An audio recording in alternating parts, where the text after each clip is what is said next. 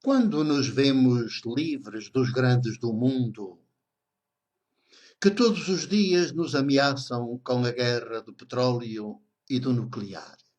Olá, saúde-vos com a minha paz, a minha ternura presbiteral, de vosso companheiro. E venho com esta grande pergunta para esta primeira parte do programa 74 da nossa atualidade, à luz da fé e da teologia de Jesus. Olhar para o mundo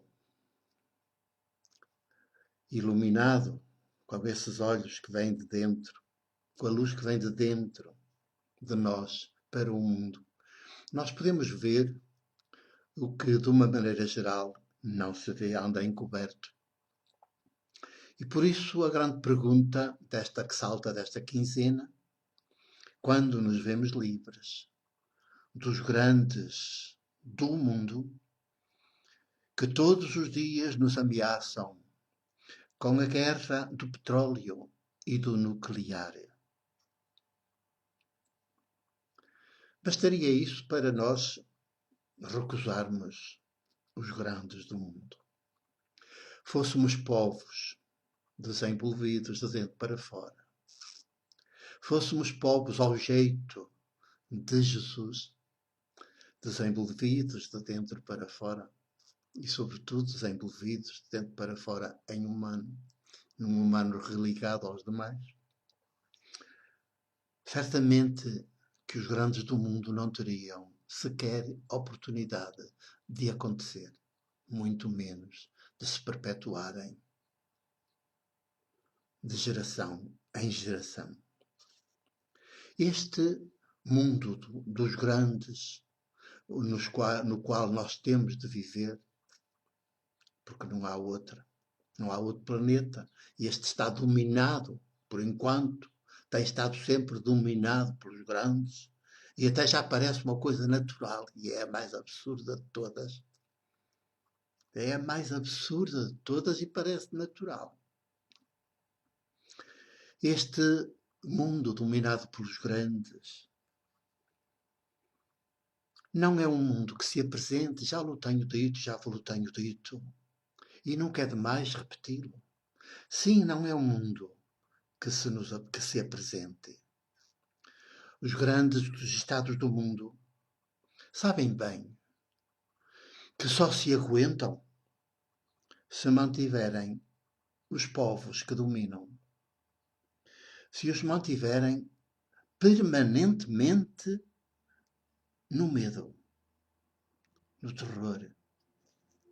Portanto, se fizerem de nós povos permanentemente aterrorizados, amedrontados, tolhidos, e depois distraídos com outras coisas que eles também nos metem pelos olhos e ouvidos dentro, de modo que a gente fique como que anestesiado e não dê por nada. Os destinos do mundo, do planeta e de quem vive no planeta, de certo modo, estão-lhes então entregues a eles. E a gente é formatado desde menino, menina, para ver como natural o que é mais absurdo. E, portanto, achamos que não há outro mundo, outro tipo de mundo, outra forma de organizar o mundo que não seja esta. Já nascemos assim, neste tipo de mundo. Crescemos neste tipo de mundo, geramos as filhas e os filhos deste tipo de mundo.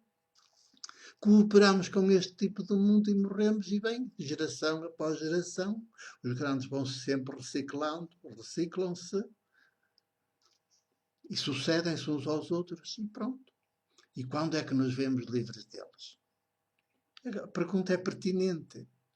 A resposta é muito complicada, porque envolve a criação de alternativas e as populações, de tão tolhidas, de tão aterrorizadas, de tão formatadas, não estão capazes de fazer, de gerar essa alternativa e de protagonizarem essa alternativa. Eles levam assim os grandes do mundo devido ao medo e ao terror em que mantêm os povos, levam assim por diante os seus altos negócios. E quanto mais crescem os seus negócios, mais cresce o seu poder. E, portanto, maior é o terror com que eles nos aterrorizam. Permitem-se tudo. Permitem-se tudo porque sabem que não têm nenhuma oposição. A única oposição pode vir de outro grande. Nunca dos seus povos dominados, dos povos tolhidos, dos povos aterrorizados. E depois, anestesiados com tanta outra coisa que anda para aí banal e venal. E eles próprios, para se perpetuarem, é bom que saibam, que tenhamos consciência disso. E eles próprios criam os conflitos e os atentados. Porque os conflitos e os atentados dão-lhes um jeito enorme para eles justificarem intervenções bélicas e fazerem discursos incendiários aos seus povos.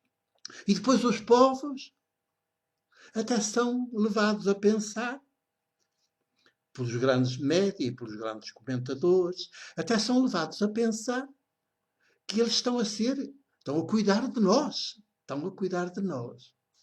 Quando não, estão a fazer de nós um trampolim. Estão a fazer de nós uma base de apoio para maior poder. Eles são os criadores dos conflitos e dos atentados. Mas não podem viver sem conflitos nem sem atentados. Porque são os conflitos e os atentados que legitimam as intervenções bélicas que eles possam ter. Nunca houve uma intervenção bélica que não fosse legitimada pelos respectivos povos vítimas da intervenção bélica. Porque depois quem se lixa é sempre um mexilhão. Estão a ver que eles podem fazer as guerras, mas eles não vão fazer a guerra. Mandam os outros, mandam os seus súditos. Aqueles e aquelas que mulheres e homens, mães e pais geraram e que lhes dão. Que ainda por cima lhes dão. Geraram e dão-lhes. E eles vão para os seus exércitos, vão para todas as coisas, para todas as funções que eles, grandes, precisem. Põem e dispõem dos seus povos, das suas populações, e depois estamos todos mentalizados, formatados para acharmos que é assim que deve ser e é assim que está bem. Portanto, eles são os autores dos conflitos e dos atentados, sempre por interposta pessoa que está ao seu serviço, obviamente. E eles sabem o dia, a hora em que o atentado vai acontecer, porque são eles os autores deles. São eles que organizaram e, portanto, programaram e colocaram a hora a que aquilo vai acontecer. E acontece. E acontece. E isso dá-lhes o pretexto para discursos inflamados, para intervirem e então virem aparecer perante os seus povos súbditos como os salvadores. O mais recente e escaldante da nossa atualidade desta quinzena tem a ver com o atentado àqueles 2 petroleiros que foram incendiados, atacados e incendiados no Golfo de Omã. O Golfo de Omã faz parte do Estreito de Hormuz, que liga os oceanos, liga-nos ao Índico. E sabem que sem esse estreito nós não temos hipótese de ser um mundo unificado, de podermos sobreviver sem esse estreito. Portanto, quem manda nesse estreito tem de estar sempre sob controle dos maiores, dos maiores. E, portanto, um ataque ali naquela área, de vez em quando, aos petroleiros, faz um jeito do caraças. Mas são ataques programados pelos maiores, pelos grandes, precisamente para legitimarem, com base nisso, estarem legitimados para intervir se for necessário. Intervir até nuclearmente. Por isso, estão os Estados Unidos em polvorosa e a comandar tudo, a atacar, a responsabilizar o Irão, que está ali ao lado. A Arábia Saudita também, a China, a Rússia, Israel, todos os que têm energia nuclear, potência nuclear, arma nuclear, todos os que estão armados do nuclear, aí estão. E o próprio Irão, que ainda não tem, já diz que, perante estas ameaças, também vai fazer o seu armamento nuclear.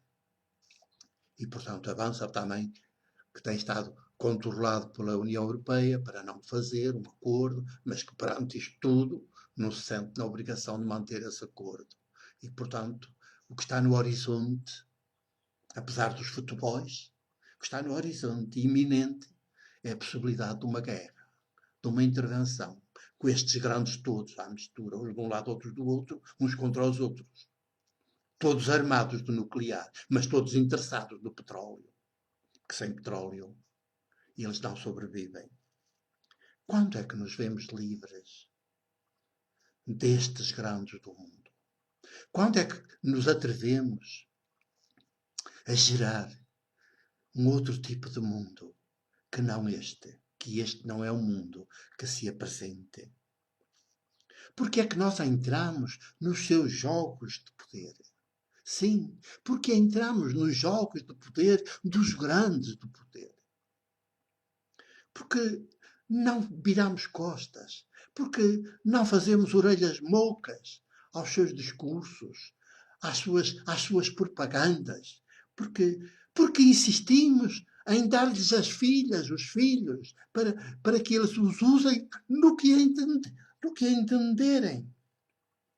Mas então destes grandes do mundo, que vivem, que mantêm os povos no horror e no terror permanente, dos grandes do mundo pode vir alguma coisa de jeito? Pode vir alguma coisa de bom? Deles pode vir alguma coisa de bom. Porque eles estão empenhados em que haja eleições. Olha, os Estados Unidos, o Trump, está a querer intervir lá, de qualquer forma, mas militarmente, e diz mesmo que se for nuclear também não hesita em avançar. Porquê? Mas ao mesmo tempo já está a iniciar a sua campanha eleitoral para um segundo mandato. Quer dizer, e porquê é que a gente colabora nisso? Porquê é que os povos vão de colaborar nisso? Porquê é que eles estão tão empenhados em que haja eleições e em que os povos participem nessas eleições, vão votar? Porquê? E porquê é que a gente está a vir?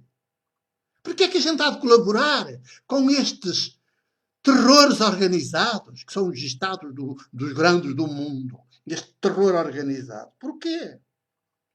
Porquê é que não dizemos não e nos atrevemos, pelo menos, enquanto não temos alternativa, pelo menos a dizer não? Não.